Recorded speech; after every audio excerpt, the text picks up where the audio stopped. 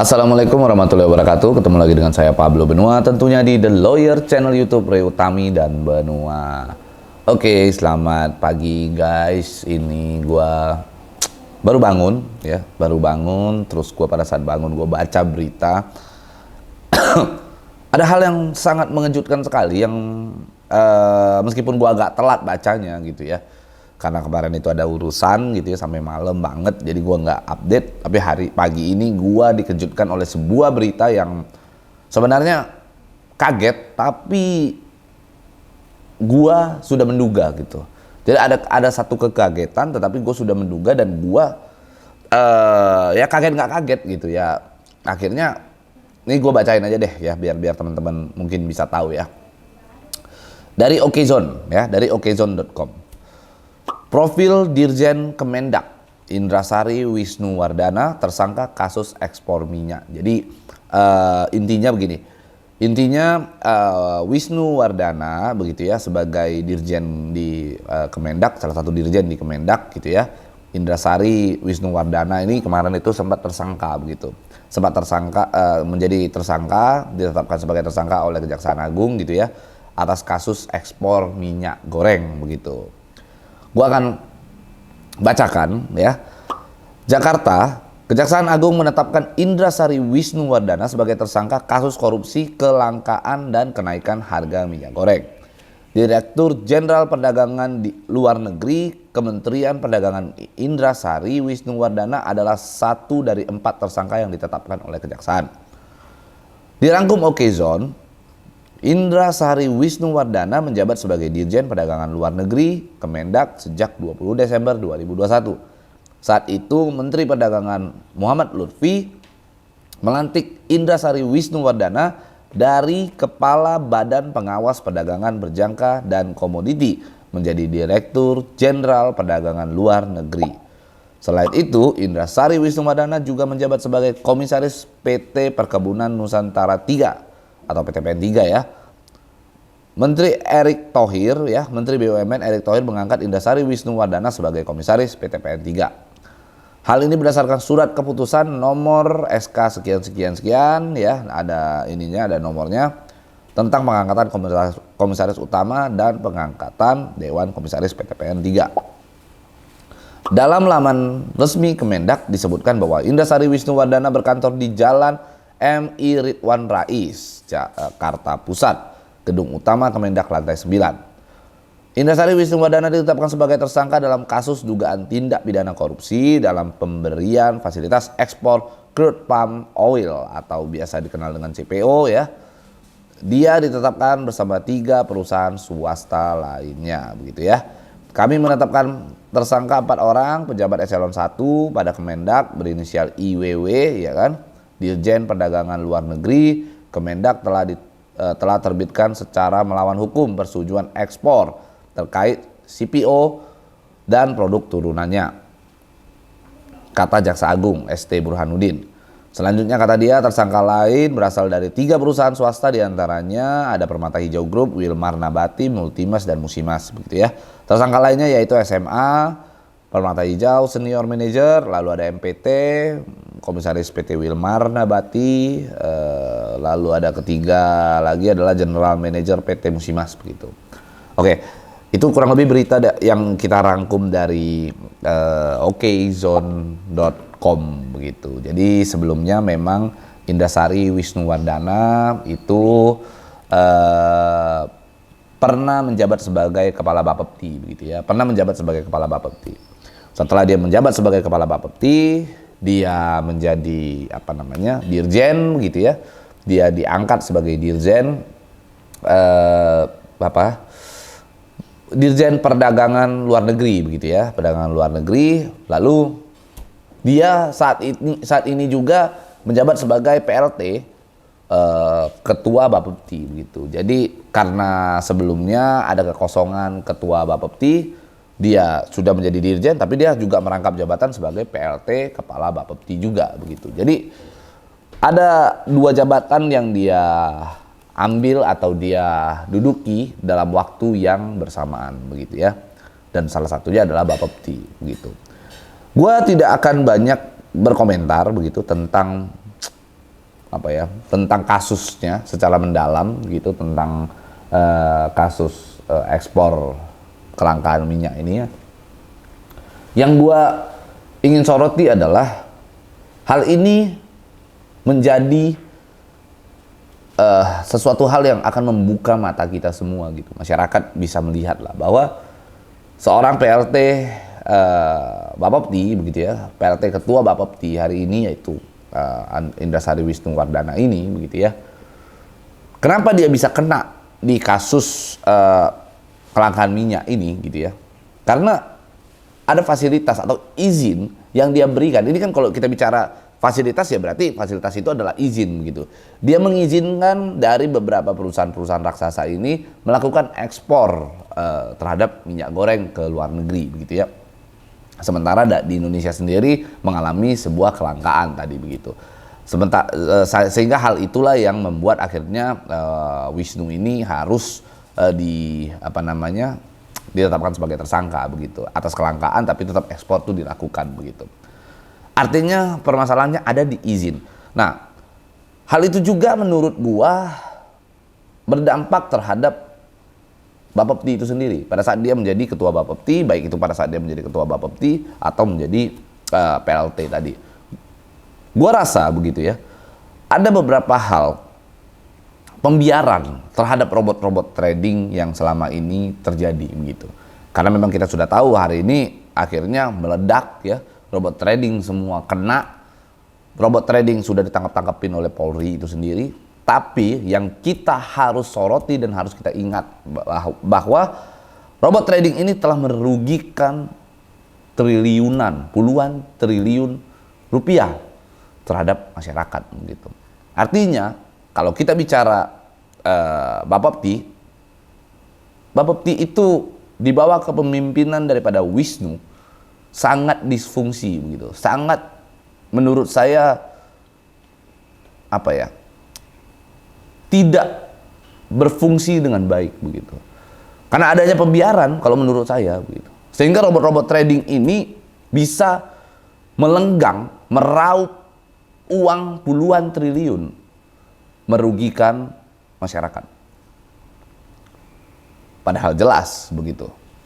Bapepti itu sendiri ya kita tahu lah ya. Bapepti itu sendiri sudah berulang kali katanya tindakannya adalah melakukan rilis seperti yang kemarin gue sudah sampaikan bahwa Bapepti pada saat dicecar oleh Komisi 6 yang dia sampaikan adalah kami sudah melakukan rilis, kami sudah melakukan blokir terhadap website, padahal itu bukan fungsi daripada Bapepti. Bapepti melakukan penindakan itu jangkauannya sebenarnya bisa lebih daripada itu, tetapi mereka hanya stop di memblokir gitu. Jadi itu adalah salah satu hal yang menurut gua adanya pembiaran ya terhadap robot-robot trading saat ini, termasuk juga binary option begitu ya, yang jelas merugikan masyarakat bukan 1 miliar 2 miliar begitu, tapi puluhan triliun begitu. Nah selain itu juga mari kita lihat begitu, ada apa sebenarnya dengan Bapepti ini begitu. Kita sama-sama review ya, kita fair, kita sama-sama review lah. Saya kira Bapepti bisa mengkoreksi banyak entitas sehingga Bapepti juga harus siap untuk dikoreksi oleh masyarakat begitu. Bapepti harus siap untuk dikoreksi oleh warga gitu, oleh seluruh warga negara Indonesia begitu. Karena begini, yuk kita jangan munafik lah, kita sama-sama buka mata kita lah. Apakah broker-broker lokal, broker-broker yang telah memiliki izin, broker-broker yang telah diberikan izin oleh Bapepti sudah memenuhi sudah memenuhi persyaratan yang baik dan benar begitu. Coba, apakah broker-broker lokal yang diberikan izin oleh Bapepti tidak punya masalah sama sekali? Justru setelah gua telusuri begitu, setelah gua melakukan research, ternyata banyak juga loh orang-orang yang datang ke gua ya mengatakan bahwa mereka itu mengalami kerugian akibat dari ulah broker-broker lokal. Dan itu kita menduga bahwa adanya pembiaran juga oleh Bapepti. Adanya pembiaran yang dilakukan oleh Bapepti. Contoh, begini, gua baru saja mendapatkan satu klien gitu ya. Mendapatkan satu klien, di mana klien gua ini sebenarnya bukan klien lah, tapi dia orang yang datang berkonsultasi dengan gua karena gua menyoroti dunia trading, lalu dia datang ke gua untuk berkonsultasi.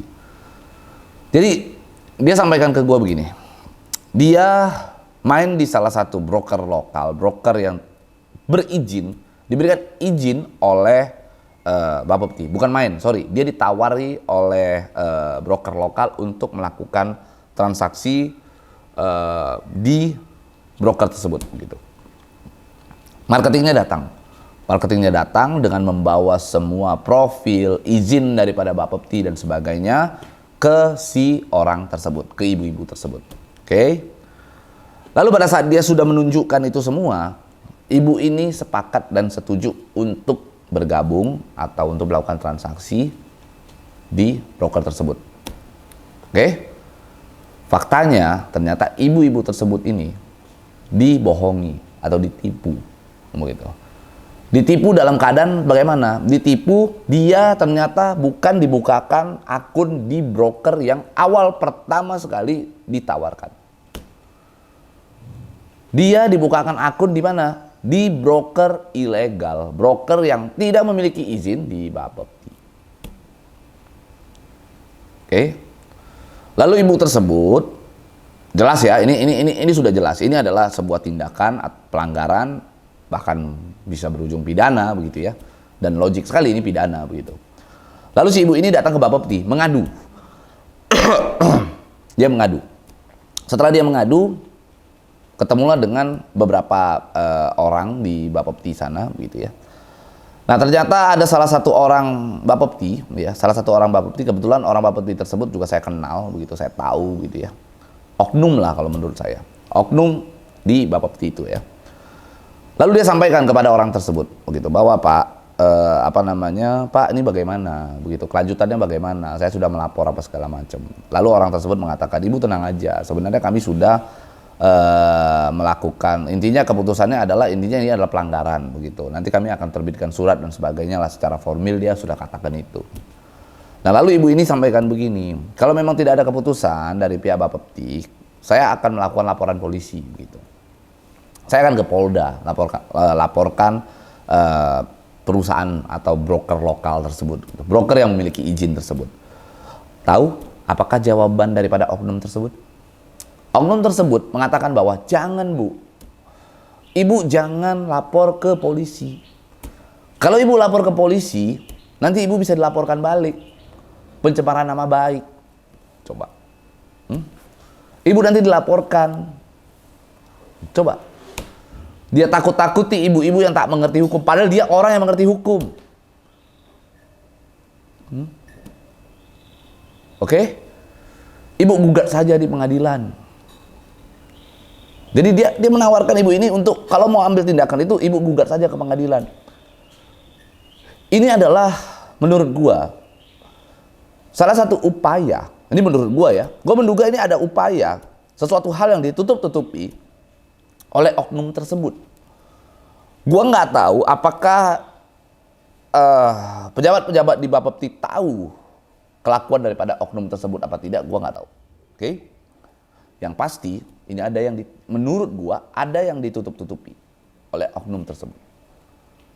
Ada apa sebenarnya?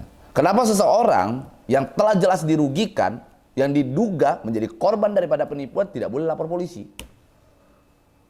Dia tahan gitu loh. Dia tahan untuk orang tersebut tidak melakukan laporan polisi dengan cara menakut-nakuti. Gua punya rekamannya coy. Jadi intinya rekaman tersebut ada di gua. Oke, tapi gue nggak akan sebarkan rekaman tersebut karena rekaman tersebut nantinya akan berdampak yang ya heboh sekali lah, karena ada hal-hal yang menurut gue nggak layak untuk gue publish begitu. Tapi gue punya rekamannya. Apa yang gue sampaikan kali ini gue pegang gitu ya. Oke, dia seperti ada upaya bahwa udah jangan dilarikan ke pidana. Jangan dilarikan ke pidana, udah perdata aja. Gitu. Seolah-olah seperti itu. Kan begitu. Jangan lapor polisi, gugat saja di pengadilan negeri. Itu kan berarti ada upaya mengalihkan satu perbuatan pidana menjadi apa namanya, sanksinya hanya ke sanksi keperdataan. Nah seperti itu. Tuh coba. Mana integritas daripada orang tersebut? Oknum yang katanya apa namanya? Ya orang Bapepti lah. Oknum di Bapepti lah. Oke. Lalu selanjutnya ibu ini ngomong ke si oknum tersebut begini. Pak, saya sudah menunjuk kuasa hukum saya itu Pablo Benua. You know apa jawabannya dia? Orang tersebut ngomong ke ibu ini, oh ibu pakai Pablo Benua, ya. Bu, saya kenal dengan Pablo Benua. Tolong sampaikan, ibu kalau ketemu sama Pablo Benua, tolong sampaikan. Pablo Benua dicari sama orang Bapepti, katanya. Pablo Benua ditunggu di Bapepti. Ini oknum tersebut ngomong begitu tuh. Saya ingin sampaikan kepada oknum tersebut ya. Nomor telepon saya, nomor handphone saya, kau tahu. Ya, kau hubungi saya.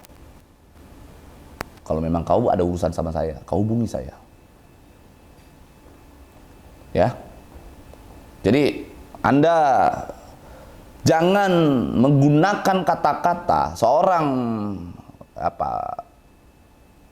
jangan menggunakan kalimat-kalimat atau kata-kata untuk menakuti seorang ibu-ibu, memainkan psikologi seorang ibu-ibu begitu. Ini orang sangat memalukan begitu. Kalau menurut saya ya. Anda adalah orang yang bisa saya katakan mempermalukan sebuah institusi Bapepti. Saya ingin sampaikan. Sehingga saya akan minta begitu ya. Saya minta kepada seluruh institusi terkait, mungkin dari pihak KPK ya, dari pihak Kejagung ya, bisa telusuri juga di Bapepti itu ada apa begitu.